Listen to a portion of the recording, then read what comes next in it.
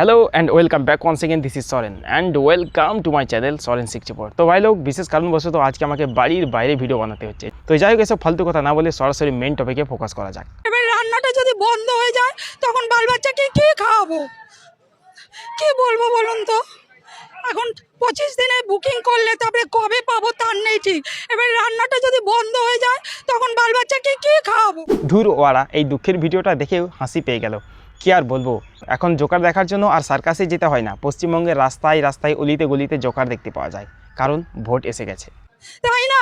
এবারে উনি তো জানতো যে যুদ্ধ লাগছে, তাহলে উনি মোদিবাবু কেন স্টক করে রাখেনি সিলিন্ডার?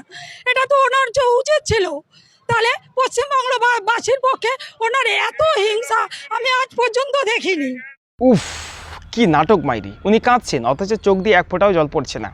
কি আর খাওয়াবেন? আপনি তো লক্ষ্মীর ভাণ্ডার পাচ্ছেন আর আপনার বাড়ির বেকার যুবকেরাও বেকার ভাতা পাচ্ছে, তাহলে আবার চিন্তা কিসের? দিদি আছে তো, তোমাদের জন্য বাংলাদেশ অথবা পাকিস্তান থেকে যে কোনো একটা দেশ থেকে গ্যাসের ব্যবস্থা করে দেবে।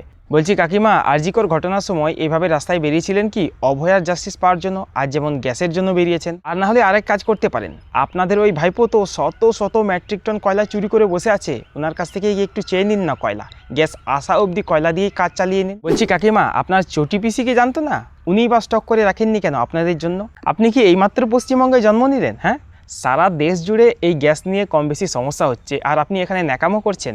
বলছি কাকিমা, এই বুড়ি বয়সে চুল লাল করার টাকা ঠিক জোগাড় করে নিয়েছেন, আর গ্যাস কিনে স্টক করে রাখার টাকা জোগাড় করতে পারছেন না। ঠিক বলেছো। বুঝতে পারছি আপনি একটু অতিরিক্ত মাত্রায় চটি চেটে ফেলেছেন, যেই কারণেই এই সমস্যা হচ্ছে। আপনি এক কাজ করুন, বাড়ি গিয়ে লেবু চিনির শরবত খেয়ে শুয়ে পড়ুন। আর বাল বাচ্চাদের কী খাওয়াবেন সে নিয়ে চিন্তা করছেন তো? চিন্তার কোনো দরকার নেই, আপনি যেমন চটি চাটেন তাদেরও চটি চাটা শেখান, তাহলে খাদ্যের অভাব মিটে যাবে। দেখুন, বিজেপির মানে যত নেতা থেকে নেত্রী থেকে আরম্ভ করে সবার মাথার অবস্থা খুব ভালো নয়। কাল 26-এর রেজাল্টের পরে তাদেরকে পুরুলিয়া কিংবা সেই রাঁচিতে যে পাগলাগারদ সেখানে যাওয়ার মতো অবস্থায় তারা চলে গেছে। আরে আপনি নিজেই তো ভুলভাল বকছেন, আপনি নিজে আগে কোথায় যাবেন সেটা একটু ভাবুন। আপনার চোখ মুখ দেখে পরিষ্কার বোঝা যাচ্ছে গতকাল সারা রাত ধরে খেয়েছেন, এখনও আপনার মুখ থেকে গন্ধ বেরোচ্ছে, তাই একটু কথা কম বলুন। কার মাথা খারাপ হয়ে গেছে সেটা তার কথাবার্তা আর চেহারা দেখেই বোঝা যাচ্ছে। আর একটা কথা আপনাকে বলি, যেখানে বারবার আদিবাসীরা অপমানিত হচ্ছে, আমার মনে হয় সেখানে আপনার ওই ব্যাকাপাড়া মুখটা বন্ধ রাখাই ভালো, কারণ বারবার ভুলভাল বকে আপনি আদিবাসীদের অপমানিত করছেন। বলছি, সারা জীবনে টিএমসির দালালি ছাড়া আদিবাসীদের জন্য তো আপনি কিছুই করেননি, আর এখন বিজেপি করেই যাচ্ছেন। তো আপনারা নিজেরা কি করেছেন সেটা নিয়ে কিছু বলুন। তারা জীবনে কোনো কাজ করেন, মমতা বন্দ্যোপাধ্যায় উন্নয়নের জন্য এত কাজ করেছে, তো সেই কাজ দেখে এতটাই তারা মানে ভয়ে আতঙ্কে আছে, তো তারা ভুলভাল বকছে। সেই ভুলভাল বকুক, 26-এর রেজাল্টের পরে আমিও আমার তরফ থেকে ব্যবস্থা করব রাঁচিতে যাতে অ্যাডমিট করা যায়। দেখো ভাই লোক, একটা পরিষ্কার কথা বলি, এই রাজ্যে উন্নয়ন হয়েছে বলে এমন কোনো কিছু আমার নজরে এখনো পর্যন্ত পড়েনি। যদিও বা একটু আধটু উন্নয়ন হয়ে থাকে তাহলে সেটা চটি পিসি করেছে। তো আপনি নিজে কি করেছেন এত বাতেলা মারছেন যে?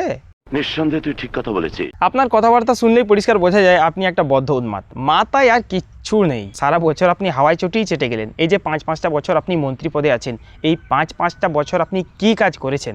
আর শুনুন, পাগলাগারদে কাকে পাঠাবেন সেটা না ভেবে নিজের জন্য একটা অগ্রিম টিকিট কেটে রাখুন পাগলাগারদে যাওয়ার জন্য, কারণ ভোটে হারার পর সবার আগে আপনাকেই পাগলাগারদে যেতে হবে, কারণ আপনার কথাবার্তা শুনে সেটাই বোঝা যাচ্ছে।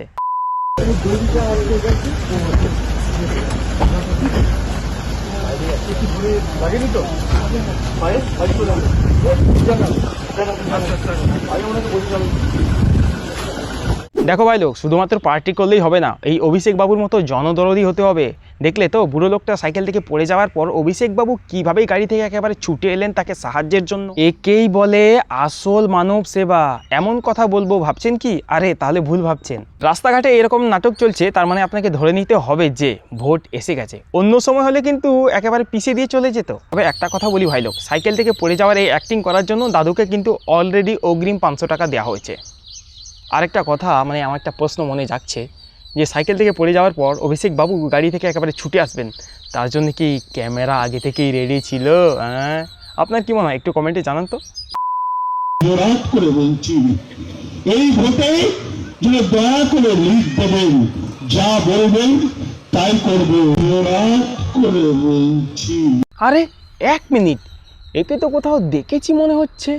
আরে এ তো আমাদের কেষ্টদা। আরে কেষ্টদা কি অবস্থা গো তোমার?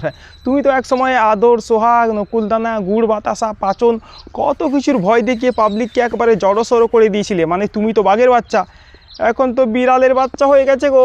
একটা সময় এই বাঘের বাচ্চা, হ্যাঁ বাঘের বাচ্চা, এই বাঘের বাচ্চা মানুষকে মানুষ বলে মানতো না, গুন্ডাগিরি দাদাগিরি একেবারে ভয় দেখিয়ে দাপট দেখিয়ে একদম রাজ চালাতো। আর এখন এই বাঘের বাচ্চাটাই দেখো সেই সব মানুষের সামনে গিয়ে হাত জোর করে ভোটের ভিক্ষা চাইছে। একবার ডিপলি চিন্তা করতো, এটা কি মানা যায়? তো কেষ্টদা তাহলে বুঝেই গেছো এবারে ভোট তোমরা আর পারছো না। খুব কষ্ট হচ্ছে বলো, হ্যাঁ খুব কষ্ট হচ্ছে না? মানে কি বলবো ভাই, রাস্তাঘাটে কেউ পড়ে গেলে অভিষেকবাবু গাড়ি থেকে ছুটে এসে তাকে সেবার জন্য বেরিয়ে আসছে, আবার ওদিকে কেষ্টদা মানে সরি বাঘের বলেছি, বাঘের বাচ্চা হাত জোর করে ভোটের ভিক্ষা চাইছে। মানে পশ্চিমবঙ্গে কি হচ্ছেটা কি, যাত্রাপালা চলছে নাকি?